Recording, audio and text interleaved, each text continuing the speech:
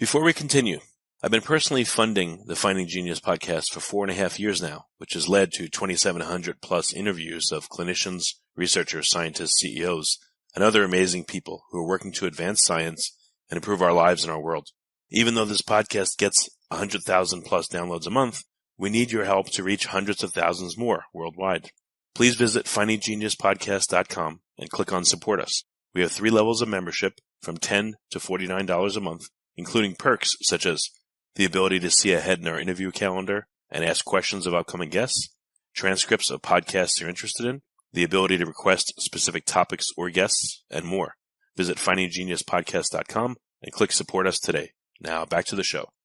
Before we get started, I have a quick favor. I've been self-funding the Finding Genius podcast for 5 years now. I've done over 3,000 episodes. And as you can see on YouTube, we're up over 1 million views on the channel, which is fantastic. The next thing I really want to push on is to get up to 10,000 subscribers, because once we do, we'll be able to put a donate button and we'll be able to solicit donations to help keep the podcast running and to also get the Finding Genius Foundation moving along. We have a big project studying anxiety, depression, and PTSD and working on a product to help people overcome these problems, because I've seen them explode recently after the last 2 years of the whole virus situation. So if you would, please subscribe to the podcast. That would help us tremendously. Give us a thumbs up and check in the description for Buy Me a Coffee. It's about $5. If you could buy me a coffee, I'd really appreciate it. It would help keep the channel going, and I love coffee. Thank you. Forget frequently asked questions, common sense, common knowledge, or Google. How about advice from a real genius? 95% of people in any profession are good enough to be qualified and licensed. 5% go above and beyond. They become very good at what they do, but only 0.1% are real geniuses. Richard Jacobs has made it his life's mission to find them for you. He hunts down and interviews geniuses in every field: sleep science, cancer, stem cells, ketogenic diets, and more. Here come the geniuses. This is the Finding Genius Podcast with Richard Jacobs. Hello, this is Richard Jacobs with the Finding Genius Podcast, now part of the Finding Genius Foundation. My guest today is Marcia Inhorn, PhD. She's the William Lanman Jr. Professor of Anthropology and International Affairs at Yale University. We're going to talk about a topic called motherhood on ice, the mating gap, and why women freeze their eggs. So welcome, Marcia. Thank you for coming. Thank you. I'm very happy to be here with you. Yeah, tell me a bit about your past and how you got to work on this area of science you're working on right now. Yeah, so I'm a medical anthropologist, which means that I study health issues in living populations. And I've been working on reproductive health for a very long time, particularly the problem of infertility and all of the sort of technologies, the reproductive technologies that have been developed over the years to help people who are trying to become pregnant, people facing difficulties. And, over time, this brought me to the topic of egg freezing. The technical name is oocyte cryopreservation through a process of flash freezing of eggs called vitrification. And it's a pretty new technology. It was developed, in the aughts and has been available for women since the year 2012 in the United States. So it's a 10-year-old technology. And because I study assisted reproductive technologies, I ended up doing a major study supported by the U.S. National Science Foundation to find out why would women freeze their eggs. Okay, so what are the most common reasons that women give? Yeah, so the big assumption out there, especially at the time I was starting this project, is that women would freeze their eggs to sort of plan their lives, to plan their educational and career paths. And so it was always sort of framed in terms of career planning. And in fact, the American Society for Reproductive Medicine, which is the major professional association for IVF clinicians in this country, decided in 2018 to call this planned oocyte cryopreservation, as if women are being very intentional about freezing their eggs. And so honestly, when I wrote the grant proposal back in 2013, my major hypothesis or assumption was that women were going to freeze their eggs because they wanted to plan out their education and career paths. And then I started actually doing the interviews. Over time, I interviewed 150 women who had actually already undertaken at least one cycle of egg freezing. And what I discovered was a completely different story that really hadn't been reported and still really isn't very well known. But rather, women were freezing freezing their eggs at the average age of 36.6 years, so almost 37 years of age, already well established in their careers. I mean, women who were actually highly educated with very interesting careers. So it wasn't the career or the planning for a career, which was the reason why they were freezing their eggs. It's because all along, in their educational and career paths, they'd been looking for a reproductive partner. They'd been looking for somebody, to be with, a partner, a man. These were almost all heterosexual women who wanted to basically mate, find somebody, marry and have kids with. I mean, all women, I said, these are women who freeze their eggs. They want the 3 Ps. They want partnership, pregnancy with their own eggs, and parenthood. Women who really want to be moms. But the problem is they couldn't find a partner. And it was just an abiding theme. 82% of the women in my study froze their eggs when they were single. They did not have a partner. I guess age 34 is the age at which the medical industry says like you're starting to get quote unquote too old, or, the pregnancy could be higher risk. Yeah, advanced maternal age. Okay. So what happens if a woman freezes her eggs at like 35 and she has a child with reproductive therapy at 45? The younger egg in her body, how much better off will the baby be? How much easier does it make the pregnancy, or does it not have too much of a difference? No, that's exactly the reason why one would freeze their eggs. Women who are concerned about what's called age-related fertility decline, and the quality and the quantity of the eggs do decline, and that decline starts at about age 32. And you're right, around age 35, that's called advanced maternal age. And, by age 37, most women don't realize this, but there's a really sharp decline in most women's fertility, which is called the fertility cliff. And so you've got this sort of period where, if you are not partnered, you always thought you wanted to be a mom, you have the economic means to freeze your eggs. Women are freezing, in that period. And so if you do freeze your eggs at, say, age 35, those are your 35-year-old eggs. You're freezing them at the age you are at that time. And then let's say you did come back at age 45, 42, 45 to use those eggs. You are using, much younger and presumably healthier eggs. And so, ideally, if women are doing this, they should really be thinking about it in their early 30s. And unfortunately, a lot of women don't get to egg freezing until, sometimes it's a bit too late and they have, problems, something called premature ovarian aging. And so, it's a technology that I think is really useful for people who have always wanted to be pregnant. They don't want to have to use donor egg, but they find themselves in this situation of not having a partner to do it with. And, what are they going to do? It's a sort of stopgap measure for partnership problems, this thing that I ended up calling the mating gap. So on average, how much time will it buy a woman? If you get to be, let's say, 50 and you want to use your younger eggs while the rest of you is still 50, is there a point at where it's too much of a difference, your actual age and the rest of your physiology versus the eggs to still have a healthy pregnancy and baby? Yeah, there's sort of the pearl of wisdom is that it's really egg age, not womb age, which is really crucial for, conception and viability of a pregnancy. I mean, now women who are postmenopausal, they can be sort of hormonally rejuvenated, if you will, and can carry a pregnancy in their own uterus. But your eggs, by the time you're age 50, your eggs are not, viable anymore. And, women really don't realize this, unfortunately, that, by your early 40s, your chances of having a viable pregnancy, it's really diminished. I mean, the 30s are sort of when, people should be doing this if they're going to be doing egg freezing. And so, yes, you could theoretically, if you'd frozen your eggs at age 35 and, you got around to using them at age 50, with assistance, you could carry a pregnancy. But I guess the question for a lot of women is, how old is too old to be a mom? Like, what should be the cutoff? And actually, what I discovered in my study is that most IVF clinics in the United States, will keep those eggs frozen until a woman reaches her early 50s, sort of the age of menopause. But at that point, if you have not used your eggs, then they require you to make a decision, either to discard of those eggs, to donate them to somebody else, to designate a donor, or to give them anonymously as donor eggs, or to donate to science, which is a popular option. A lot of women think, well, if I haven't donated my eggs, maybe I should donate them to research. So, this isn't a technology that's really going to help women really extend the reproductive lifespan, into the 50s, 60s, 70s. I think that, most women who utilize this technology are thinking about, wow, is it going to give me 5 more years? Hopefully I'm going to find that reproductive partner. Hopefully I'm going to find a nice couple mate and use my eggs with him. I figured it would be like a 10-year, gives you a 10-year extension on average. It's just my guess. Yeah, we don't really know. I mean, it's a newish technology. It's a decade old. And so far around the world, it's being used globally, increasingly around the world. And so far, most women haven't come back for their eggs. The question is it because they didn't find the partner? Some studies show that it's because women are still single and they don't really see it, being viable to sort of become a single mother on their own. But, it just could be that women are still searching, for that partner or thinking about, is it viable for me to have a child on my own? What we call single motherhood by choice. I say it's really more single motherhood by circumstance because mostly women, want to be partnered, and that is the problem that they're facing. How invasive is the egg harvesting? Like, what's the procedure? And then, when you want to have a pregnancy, essentially, I guess, allopathic donor egg for yourself. So what do the two sides of it look like in terms of the medical procedures that you got to undergo?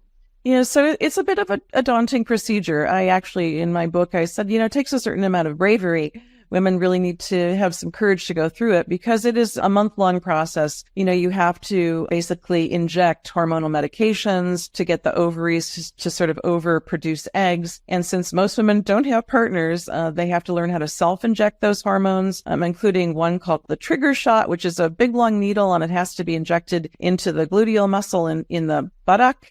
And it's hard to do on your own, but women somehow manage to do it. So first there's the sort of injection part and, taking the hormones to get the ovaries going, which is difficult for some women, especially women who've got, a fear of needles. And then, there's daily monitoring to sort of watch the production of the follicles and how many eggs are starting to develop in the ovaries. And then eventually there's extraction or a harvesting procedure where the eggs are removed from the ovaries. It's a small surgical procedure. It requires anesthesia. And, women need somebody to accompany them on the day that they do that. So it's a month-long process. On the day of harvesting, if you will, you need somebody to be with you. And, women, there's sort of a goal. Women are hoping to get somewhere between 15 to 20 eggs. That's sort of the professional wisdom out there. And, sometimes women will get those eggs in one cycle. They'll do it in one try and be done. But a lot of women just don't produce that many eggs in one cycle. And so they have to repeat and do another cycle. And I think the problem is that it's an expensive technology. In the United States, we're talking for one cycle of egg freezing about $10,000 to $15,000, sometimes more. If a lot of the hormonal medications are needed, they're very expensive too. And so it's an expensive proposition, and to have to do it twice or even 3 times, we're talking about a lot of money. And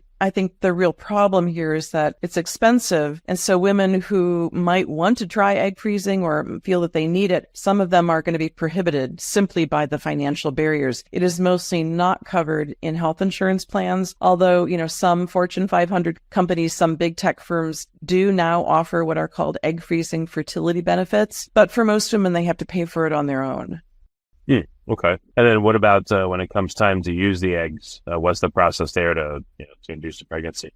Yeah, the first half of egg freezing is kind of like the first half of an IVF cycle, and then they freeze the eggs and they're waiting. When you go back, it's sort of like the second half of the IVF cycle. They have to rewarm. People call it thawing the eggs, but it's really a technology of rewarming. And then, the eggs will be fertilized by sperm. Either if you have a new partner, if you did find your partner, it'll be with your partner's sperm. But, some women will use donor sperm for that purpose. I'm hoping that the eggs will rewarm well and can be fertilized well, so that they will end up being viable, healthy embryos. And then those embryos are transferred back into the uterus with the hope that a pregnancy is going to occur. So in some senses, it's very similar to the IVF cycle that many people go through. But as I say, it's just for women doing this, egg freezing is about partnership problems. And so, a lot of it's going to be done by women doing it on their own. So the investigation you're doing is to find out why they do it, or once they've done it, what percentage of them will use their own eggs, or which ones will be donated? Is that what you're trying to figure out, or what's your goal?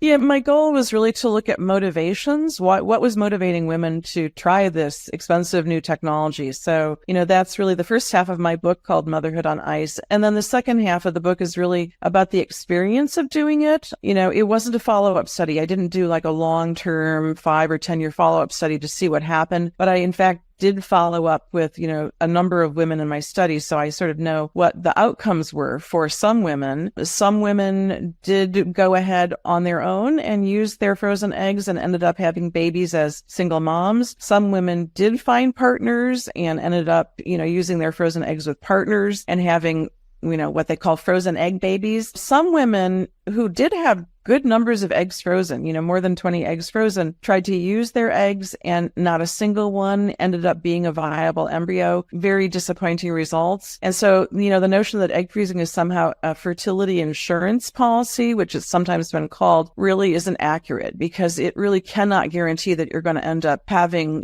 viable babies from frozen eggs. But, it does give women an increased chance of doing so. And so, that's really, people are investing in the hope that, when they use these frozen eggs, that it will end up being a viable pregnancy. And so I sort of, in my book, I show a number of different outcomes that women had, some good and some not so good. Having said that, I want to say that women, at the end of the day, I asked people, well, how do you feel now that you did it? And do you have any recommendations about it? Most women were very glad that they had done it.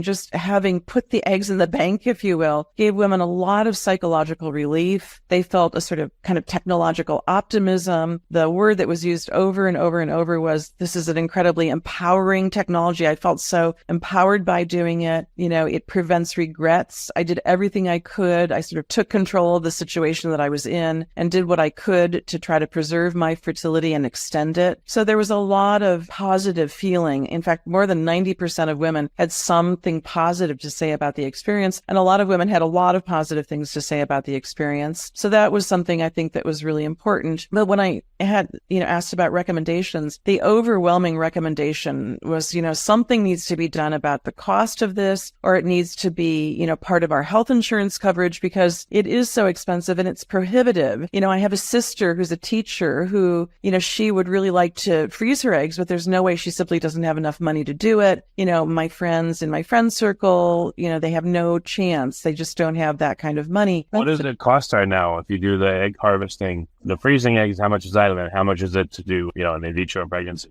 Yes. So the first part, the egg harvesting and freezing, is anywhere from $10,000 to $15,000 on average, or even a bit higher depending on how much hormonal medication you need to take. So it can be expensive. It can be $18,000 for a single cycle, and if you don't get enough eggs, you are going to be encouraged to do another cycle. So some women spend $30,000 or even more, trying to get enough eggs frozen. And then to go back and have the eggs rewarmed and fertilized and the embryos transferred on average is another $6,000. So let's say you spent $15,000 for the first part and $6,000 for the second part. You're talking about more than $20,000. But, frankly, assisted reproductive technologies of all kinds, IVF or ICSI is the variation of IVF for men with male infertility. It's all just expensive, and most health insurance plans don't cover much of it. And so, that's the problem. Assisted reproductive technologies are expensive and they're prohibitive, and some people are just not going to be able to take advantage of them because they're too expensive. Given that the eggs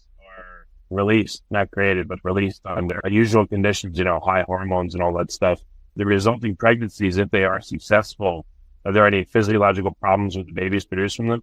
No, there's been a ton of research since the beginning of IVF. In 1978 is when the first test tube baby was born in England. Louise Brown, who's more than 40 years old. And it's estimated that there are more than 8 million, IVF babies that have been born around the world. And for the most part, there's been a lot of research on those children. Are they healthy? Are they cognitively healthy? And IVF babies are doing really well around the world. And that would be true for, frozen egg babies as well. Babies that were produced by this technology of egg freezing. And in fact, it's been possible to freeze human embryos and human sperm for a very long time, for decades. It was just very difficult to figure out how to freeze the human egg. It's the largest cell in the human body. It's watery. So when people at first tried to freeze it, it would crystallize and sort of fragment in ways that weren't successful. And so it really took a new technique of very fast freezing at very low temperature to figure out how to successfully freeze eggs through this new process of vitrification. And so it's really, a remarkable new cryopreservation technology. And so far, the children born from it seem to be perfectly healthy. Only there is, for men who've got serious male factor infertility and use a technology, this IVF-related technology called ICSI, it has been shown that, sometimes the fertility problems of the fathers will be reproduced in their male offspring. And so that is something that is, been studied. But in general, the 8 million plus babies around the world born through assisted reproduction are fine and doing well. It's not a technology that creates, medical problems in the offspring. Has there yet been a grandbaby produced, where the mom did the freezing of the eggs and then subsequent, in vitro, and then the child produced, let's say it was a girl, and later on went to do the same thing and have a baby successfully? Like, has there been 2 generations of this yet? I don't think so, but the first test tube baby, Louise Brown, she has children now. They were not produced through IVF. So I don't know if the first people to use IVF and produce children, I don't know if we have stories of their children using IVF to produce grandchildren. That is a very good question, but I cannot answer it. Well, it's all right. It'll be interesting to see when that happens, because I'm sure it's bound to happen if it hasn't already. It is bound to happen. Okay. Well, very good. What are the study initiatives now that you want to undertake now that you've done the book? Like, what are remaining questions that you want to answer? Yeah, I think, my own work really answered the question, why? Why are women going to freeze their eggs? What is the motivation? And, it's a bit of a haunting story that, women who would really like to find eligible, educated, and equal partners to be, dads to their moms, they wanted to have families, with partners, that it's not really working for a lot of women and it's making them turn to this technology. So that's been answered, and it's against the supposition that women are doing this for career planning purposes. So that's a really important finding. And I think, other researchers, it's not going to be me, but I think other researchers are going to need to start doing the follow-up of all these women with their eggs on ice, if you will. Are they going to use those eggs? What's going to happen to those eggs? Are most of them going to be used? Are most of them going to be donated, and to whom and for what purposes? So the sort of long-term follow-up studies are needed. And I think the other issue too is that this technology is giving women yet another option to think, look I've frozen my eggs. Maybe I didn't find a partner, but should I have children on my own? Is it going to be a technology that creates, a lot of children for educated single women? That's going to be an interesting story that somebody needs to follow. So I have to say, the piece of my study that I would like to write a book about, which isn't really in the book that I wrote called Motherhood on Ice, the original sort of intent for this technology, the first sort of cause for concern about why women needed to freeze their eggs, is for what we now call medical egg freezing. Young women, often, in their teens or 20s, who are facing dire medical diagnoses, especially cancer. Young women with cancer who are facing this diagnosis and then realize or are told that because they're going to be going through chemotherapy and various treatments, that these treatments have the potential to basically make them infertile, to cause sort of premature sterility, which is very upsetting to young women, in their early years, women who always thought that they wanted to have children, to learn that the very treatment that they have to go through for their cancer might cause them to be infertile. And so there's a real need for egg freezing in the world of what's now called onco-fertility. And I ended up interviewing 36 women, most of whom were facing cancer, who had frozen their eggs. And we don't really hear much about them, but that was actually the original kind of clinical reason for doing egg freezing. And I think, we need to pay attention to their situations. And I think we need to really follow through again with those women. Did they end up surviving? Hopefully, did they end up going back to use their frozen eggs? Did they end up having children as cancer survivors? And so that is actually the book that I would like to write next. Okay, very interesting. Well, Marcia, thank you so much for coming on the podcast. It's an unusual topic, at least for me and probably a lot of other people, but I'm really glad you're studying things like that. I don't think very many people are. So thank you again, and thank you for coming. My pleasure to talk with you today. Thanks so much for inviting me. If you like this podcast, please click the link in the description to subscribe and review us on iTunes. You've been listening to the Finding Genius podcast with Richard Jacobs. If you like what you hear, be sure to review and subscribe to the Finding Genius podcast on iTunes or wherever you listen to podcasts. And want to be smarter than everybody else? Become a premium member at findinggeniuspodcast.com. This podcast is for information only. No advice of any kind is being given. Any action you take or don't take as a result of listening is your sole responsibility. Consult professionals when advice is needed.